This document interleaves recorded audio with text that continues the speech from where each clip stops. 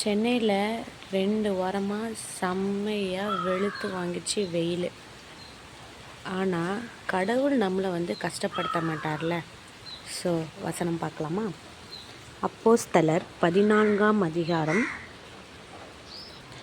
17ஆம் வசனம். அவர் நன்மை செய்து வந்து வானத்திலிருந்து மழைகளையும் செழிப்புள்ள காலங்களையும் நமக்கு தந்து ஆகாரத்தினாலும் சந்தோஷத்தினாலும் நம்முடைய இருதயங்களை நிரப்பி இவ்விதமாய் அவர் நம்மை குறித்து சாட்சி விளங்க பண்ணாதிருந்ததில்லை என்றார். ஆமாங்க, நம்மளுடைய கர்த்தர் நம்மளை என்றைக்குமே கைவிட மாட்டாங்க. நம்மளை எப்போவுமே ஆகாரத்தினாலும் சரி, நம்ம இப்போ இந்த வெயிலின் காரணம்னாலும் சரி, நம்மளை ஏசப்பா என்றைக்குமே நம்மளை கஷ்டப்பட விட மாட்டாங்க. நமக்கு எப்போவுமே ஆதரவாக தான் இருப்பாங்க, சாட்சியாக தான் விளங்க வைப்பாங்க. வானமும் மழையும் பெய்கிற காலம் இப்போ கிடையாது.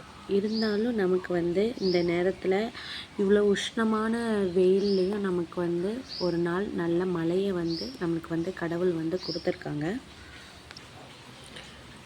எப்படி ஒரு செடியிலேருந்து துளிர்கள் இந்த வெயில் காலத்துலேயும் இந்த மழையை பார்த்த உடனே துளிர்கள் விடுறதோ, அதே போல் நம்மளுடைய இருதயத்தை எப்போவுமே சந்தோஷத்துக்குள்ளே நிரப்புகிற தேவனாக அவர் காணப்படுகிறார். இந்த மழையே எப்படி கடவுள் நமக்கு கொடுத்தாரோ, முதலாவது கடவுளுடைய ராஜ்யத்தில் முதலாவது முழங்காலிட்டு அவருக்கு நன்றி செலுத்தி இந்த நாளுக்குள்ளே நம்மளுடைய வாழ்க்கையை நடத்துவோம். கர்த்தர் தாமே ஆசீர்வதிப்பாராக. ஆமென்.